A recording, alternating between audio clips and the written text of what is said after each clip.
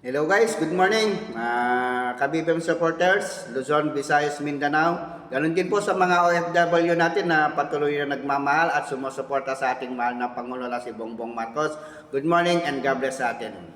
Siguro, napanood nyo naman yung press conference ni Inday Lustay na sayad at saka yung pagsabi niya na pamumulitika at harassment daw laban sa kanya, yung naghain ng impeachment laban sa kanya.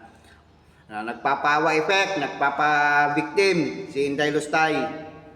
Kaya meron pa sinabi yung wala daw sapat na ebidensya, panay papel lang daw inihain sa kanya. Ayan ang sabi niya. Tanong ko kay Inday Lustay na side na to, tanong ko, bakit nung pina-impeach si PBBM namin, may narinig ba kayo na pamumulitika, sabi niya, may narinig ba kayo sa kanya na pamumulitika? Ano ang sagot niya noon? Anong sabi niya noon? Nahayaan natin kung ano ang kinalabasan ng impeachment, igagalang natin kasi trabaho yan ng husgado. Trabaho ng mangbabatas yan, sabi niya. Gagalang natin. Yun ang Pangulo. Ganon dapat ang mindset mo, Sara Lustay. Kung wala kang tinatago, wala kang kinatakutan, hindi ka magdadramatic, hindi ka papaawa effect. Para ikaw ang victim, huwag mo lokohin ang taong bayan, Sara Lustay. Didilis lang naniniwala sa iyo mga kapwa mo, bobo at may sayad at mga trolls mong bayaran, mga DDS.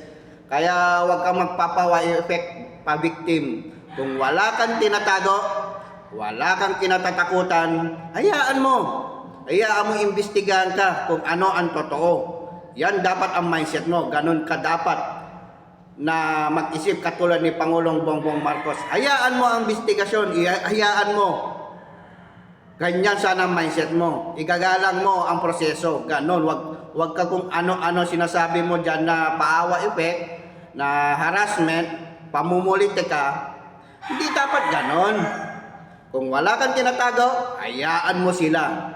Hayaan mo sila kung ano ang kinalabasan ng impeachment.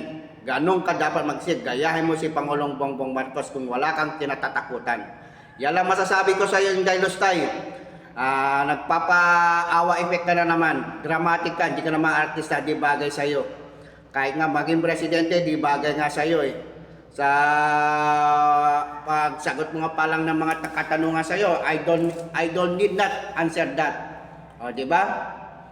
Yan ba maging presidente? Yan ba magiging future na presidente? Lalo kung nasa ibang bansa ka na, mag-speech ka na, manay Bisaya ka na naman. Mga hindi pwede mag-Bisaya doon, mga Tagalog, English lang dapat. Pag English, ganun ka na naman. Mapapahiya ang Pilipinas sa'yo. Kaya ka hindi dapat maging presidente. Hindi ka karapat dapat. Presidente ng tanong, pwede pa. Yan ang masasabi ko lang sa Inday Lustay. Bye.